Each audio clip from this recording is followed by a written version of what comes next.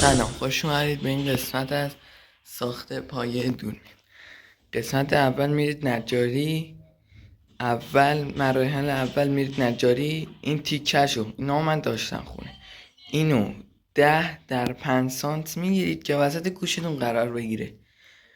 بعد یکی 10 در 5 سانت در 30 سانت میگیرید، حدود انقدر که وسط این قرار بگیره.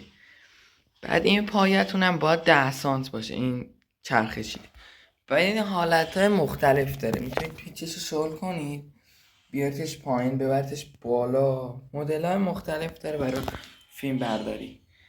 بعد یه تیکه چوب 40 سانت در 40 سانت میارین با یه دونه تراز چوب. بعد 2 تا پیچ MDF از زیر میزنید، یه تراز چوب بغل.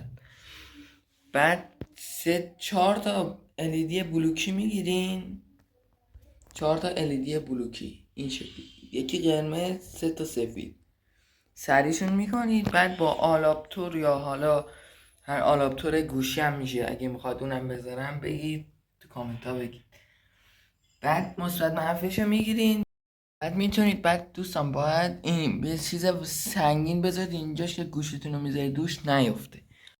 دوستان الان این زاویه دوربینشه، بهترین زاویه دوربین. میتونید در بالا فیلم برداری کنید، از پایین فیلم برداری کنید. بعد هیچ کس هم تو یوتیوب فارسی آموزش پای دوربین چراغدار رو نذاشته. هیچ کس. حمایت کنید، لایک، کامنت، ساب یادتون نره.